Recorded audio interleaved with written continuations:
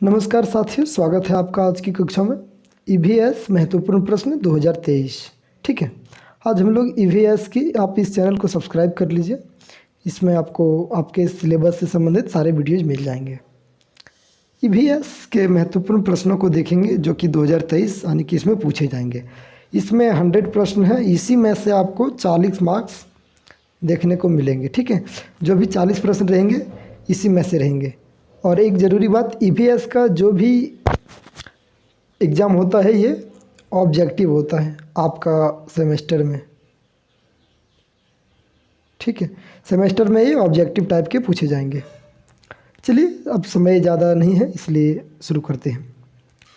पहला प्रश्न है आपका, स्क्रीन पे आप लोगों को दिख रही होगी। थोड़ा साइज कम कर देते हैं ताकि आसानी हो। चलिए, पादप सूर्य के प्रकाश का प्रयोग करते हैं किस लिए? प्रकाश रोशनी के लिए।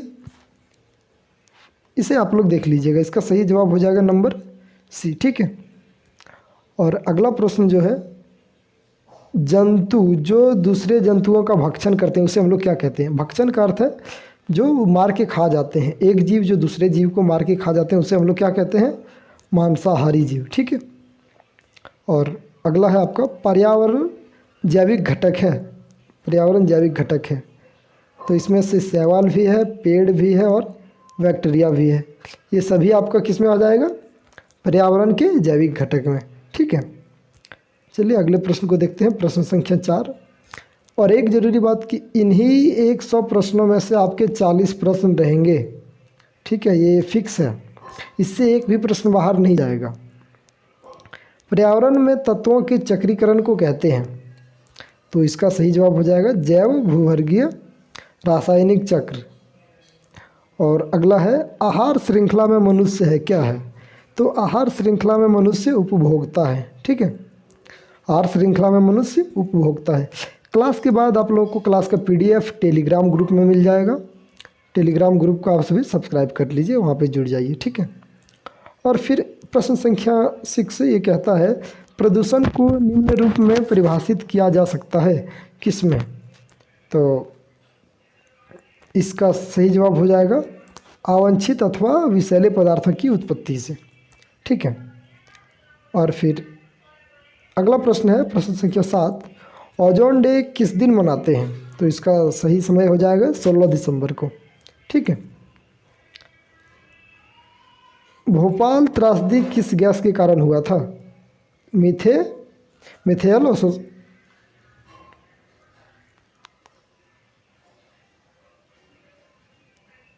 इसका सही जवाब हो जाएगा मिथेल आइसोसिनेट। ठीक है, और प्रश्न संख्या 9, किस पदार्थ से जल प्रदूषित होने पर बीमारी होती है?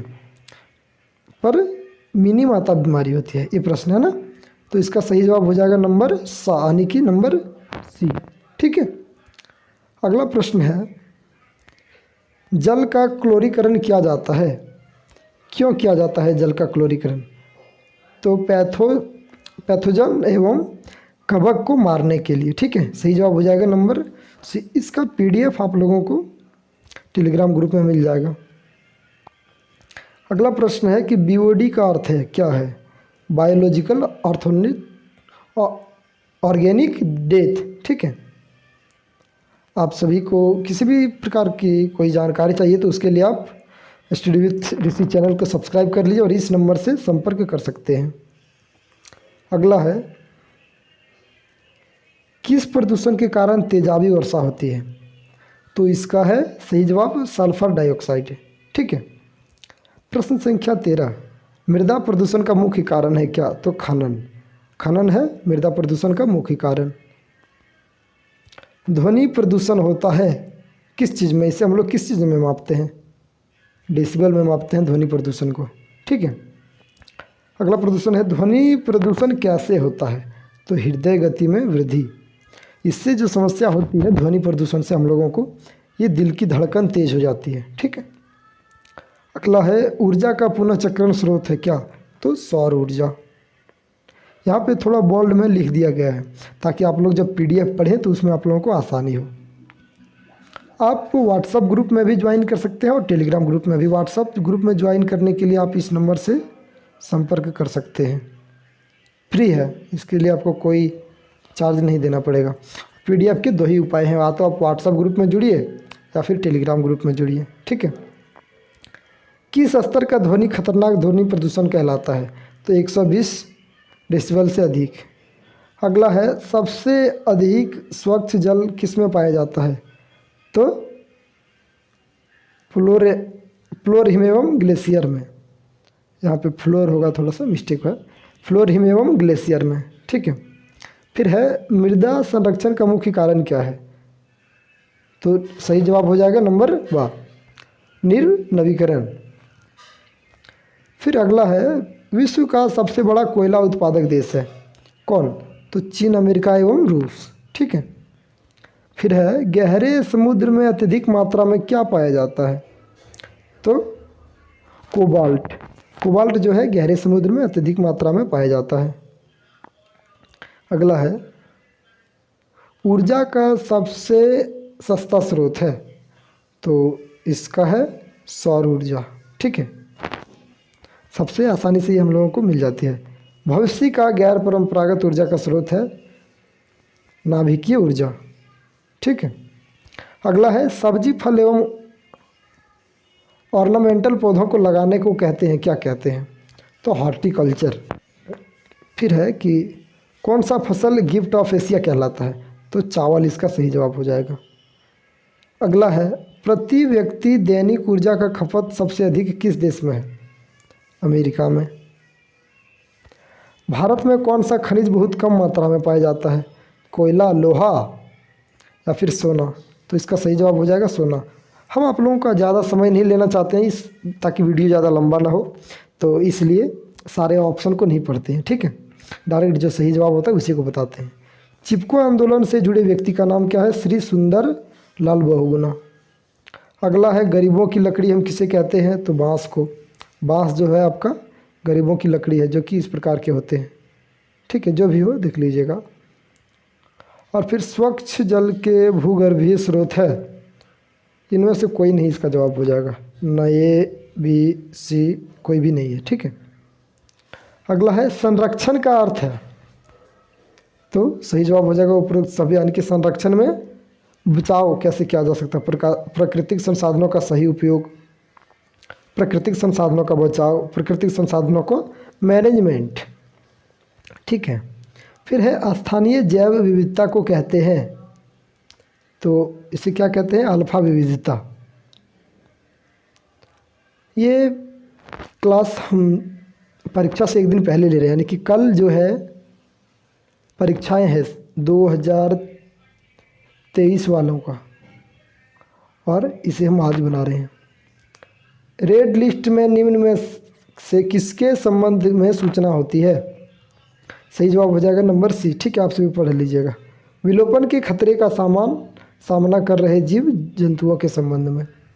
फिर अगला है किस राष्ट्रीय उद्यान में शेरों को सुरक्षित रखा गया है? तो गिर राष्ट्रीय उद्यान।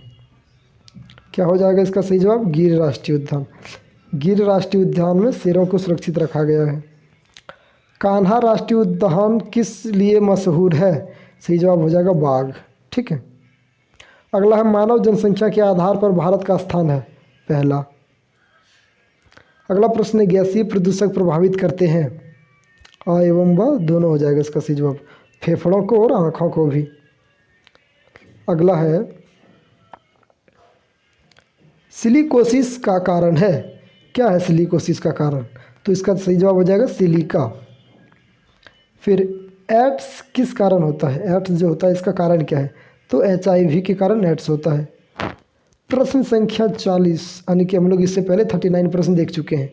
जठरांत्र संबंधी रोग का कारण क्या है? तो जल प्रदूषण, जैसे जल जैसे जठरांत्र, ठीक है, आसानी से याद रहेगी। पर्यावरण में तत्वों के चक्रीकरण को क्या कहते हैं? तो जैव भूगर्भीय रासायनिक चक्र। अगला प्रश्न है भोपाल त्रासदी किस गैस के कारण हुआ था? तो इसका सही जवाब हो जाएगा मैथिल इसोसिनेट, इसे हम लोगों ने ऊपर में देखा भी।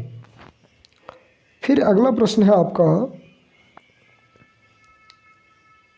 पुनर्जीवित न होने वाले ऊर्जा स्रोत हैं जीवाश्म ईंधन। ठीक है। अगला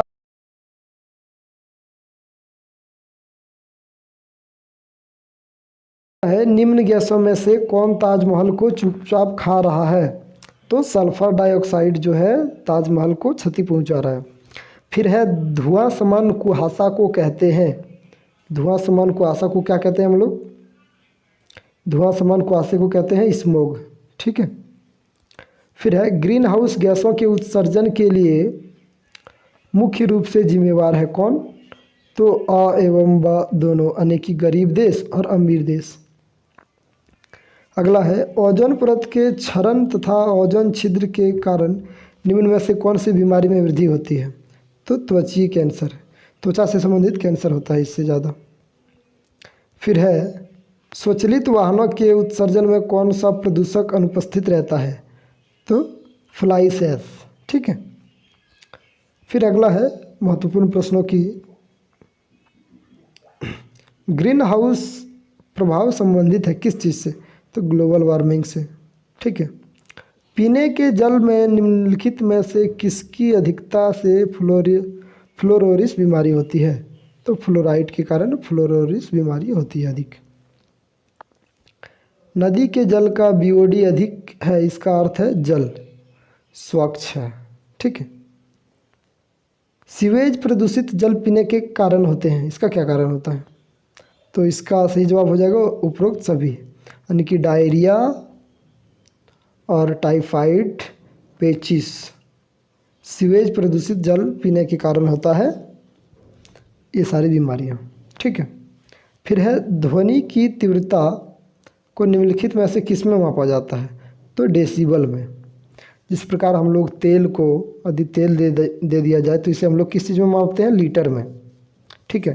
तो उसी प्रकार जो ध्वनि होता है यानी कि साउंड, तो इसे हम लोग मापते हैं डेसिबल में। अगला है आपका चिपको आंदोलन का आरंभ किस वर्ष में हुआ? तो 1970।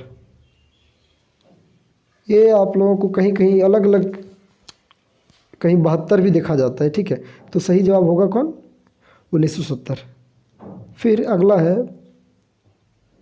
एस्बेस्टस है, क्या है ये? अधातु खनिज है। फिर 57वां प्रश्न जीवाश्म ईंधन है तो पुनः जीवित न होने वाले संसाधन को हम लोग कहते हैं जीवाश्म ईंधन। ठीक है। फिर कहता है कार्बनिक पदार्थों में निहित ऊर्जा कहलाता है बायोमास ऊर्जा। और अगला प्रश्न है, प्रश्न कहता है वर्मी कंपोस्टिंग में निम्नलिखित में से कौन सा मुख्य अदा करता है? अच्छा, कौन मुख्य भूमिका अदा करता है? तो इसका सही जवाब हो जाएगा केंचुआ। ठीक है। केंचुआ जो कि इस आकार के रहते हैं, लंबे लंबे रहते हैं, ज़्यादा मोटे नहीं रहते हैं ये। चलिए, भारतीय गैंडा कहाँ सुरक्षित है? तो Kaziranga national park. Kaziranga national park में भारतीय गैंडा सुरक्षित है। अगला है बेतला राष्ट्रीय उद्यान कहाँ अवस्थित है? तो झारखंड में हमारा बेतला राष्ट्रीय उद्यान अवस्थित है।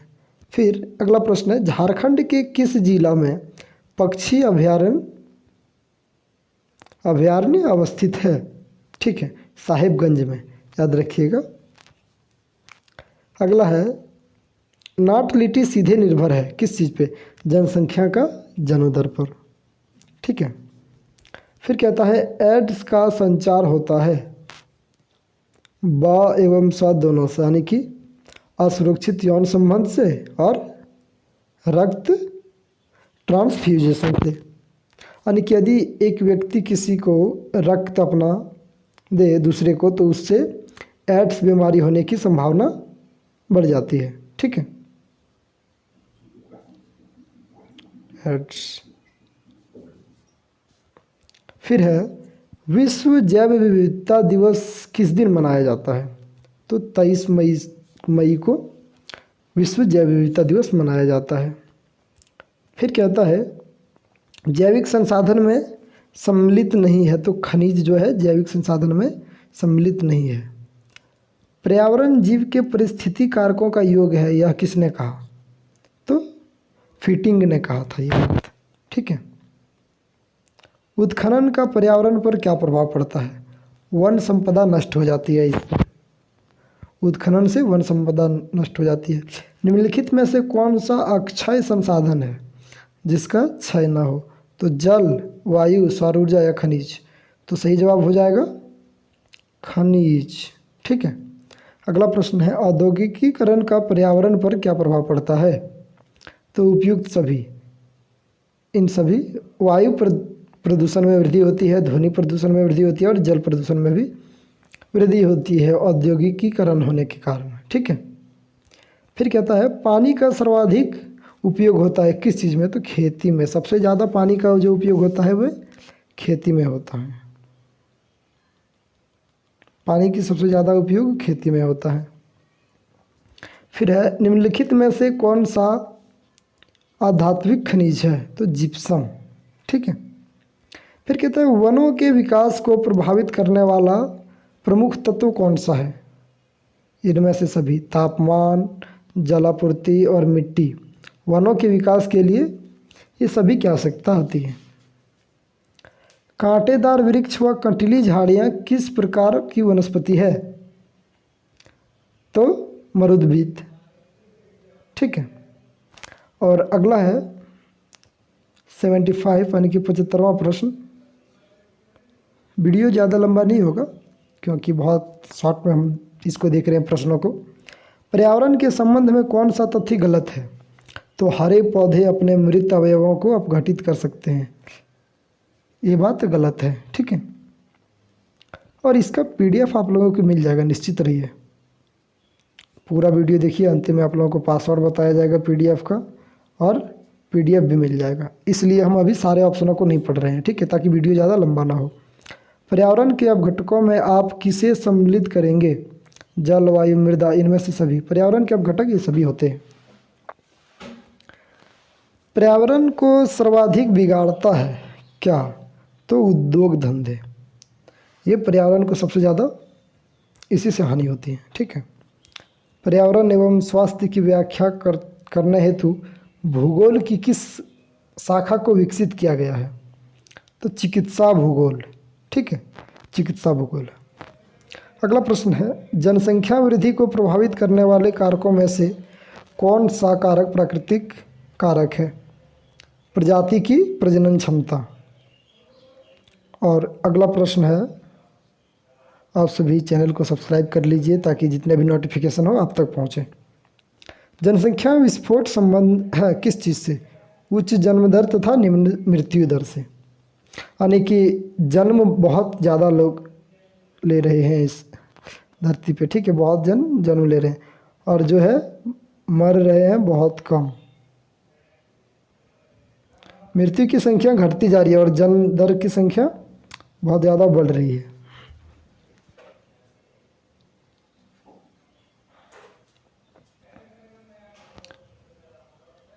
पर्यावरण संरक्षण हेतु संयुक्त राष्ट्र संघ द्वारा प्रथम मानव पर्यावरण सम्मेलन कहाँ हुआ था? स्टॉकहोम। ठीक है, इसका स्थान है स्टॉकहोम। फिर कहता है, भारत में वन्य जीव संरक्षण अधिनियम कब बना? 1972, 1972। ठीक है। अगला प्रश्न है आपका 83 प्रश्न। जैव विविधता में सम्मिलित है क्या? तो उपरोक्त सभी। पेड़ पौधे, जीव जंतु, अति सूक्ष्म जीवाणु, ये सभी सम्मिलित है जैव विविधता में।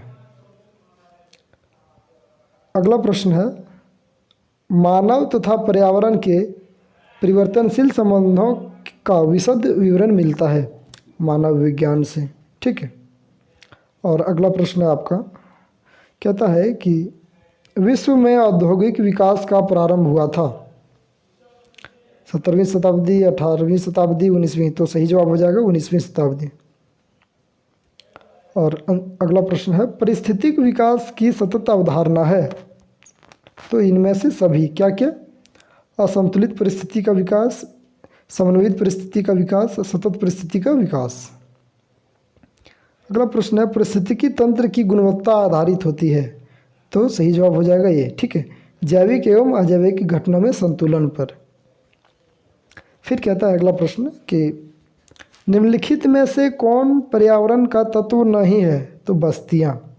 बस्तियाँ जो है ये पर्यावरण का तत्व नहीं है। ठीक है, प्रभावकारी दशाओं का वह संपूर्ण योग जिसमें जीन रहते हैं क्या कहलाता है? वो शब्दों का फेर है, तो उसको पर्यावरण कहते हैं। जिसमें जीन रहते हैं उसे पर्यावरण कहते हैं। मानव तथा पर्यावरण के बदलते संबंधों का अध्ययन मिलता है किस चीज़ से? मानव पारिस्थितिकी में। ठीक है, भूस्खलन सर्वाधिक प्रभाव कहाँ होता है? पर्वतीय क्षेत्र में। और पर्यावरण ह्रास होता है इन सभी कारणों की वजह से पर्यावरण ह्रास होता है। प्रकृति प्रकोप से, प्राकृतिक आपदा से, पर्यावरण आघात से। और अगला जो प्रश्न है, विश्व में सबसे अधिक जनसंख्या वृद्धि वाला महाद्वीप है अफ्रीका। याद रखिएगा आप सभी। जनसंख्या वृद्धि को प्रभावित करने वाले कारकों में से कौन सा प्राकृतिक कारक है? प्रजाति की प्रजनन क्षमता। ठीक है, 2001 के अनुसार भारत में जनसंख्या है कितना? 102.70 करोड़। ठीक है, 102.70 करोड़ सही जवाब हो जाएगा। अगला प्रश्न है आपका, बस कुछ ही प्रश्न और बचा हुआ है, थोड़ा धैर्य धरिए। 1999 से 2000 में देश में जनसंख्या वृद्धि रही तो 23.4%, यानी कि 23.4%, 23.34%। ठीक है, और अगला प्रश्न आपका, बांध परियोजनाओं में ने देश की वैशिष्टि वनस्पतियों को नष्ट कर दिया, यह कथन किसका है? तो डॉक्टर माधव ने ही कहा था। अगला प्रश्न है, बस कुछ ही प्रश्न और बचे हैं। निम्नलिखित में से किस क्षेत्र में झूमिंग कृषि, जिसे कि झूम कृषि भी बोलते हैं, वनों का विनाश सर्वाधिक होता है? तो उत्तर पूर्व भारत के आदिवासी क्षेत्रों में। ठीक है, और फिर अगला है, ताल पारिस्थितिकी तंत्र की स्थिरता निर्भर करती है उत्पादकों और उपभोक्ता पर। और 100% यानी कि 100वां प्रश्न। 100% इसलिए हम बोले क्योंकि इन्हीं 100 प्रश्नों में से 100% आएंगे आपके 40 प्रश्न। इसका पूरा गारंटी है कि 40 प्रश्न जो आपके परीक्षा में पूछे जाएंगे उसमें से 40 प्रश्न इसी 100 प्रश्नों में से रहेंगे। तो मानव पर्यावरण का कॉन्फ्रेंस 1972 का आयोजन कहाँ पर किया गया था? स्टॉकहोम में। ठीक है, अंतिम प्रश्न, सुनामी का मुख्य कारण निम्नलिखित में से कौन सा है? तो भूकंप से सुनामी होता है। बस इतना ही प्रश्न है। टोटल प्रश्नों की संख्या 101, और पूरा गारंटी है कि इसी से 40 प्रश्न आपके परीक्षा में पूछे जाएंगे। ठीक है, तो इसलिए आप सभी चैनल को सब्सक्राइब कर दीजिए, और अन्य किसी प्रकार की जानकारी के लिए आप हमारे व्हाट्सएप ग्रुप से जुड़ सकते हैं।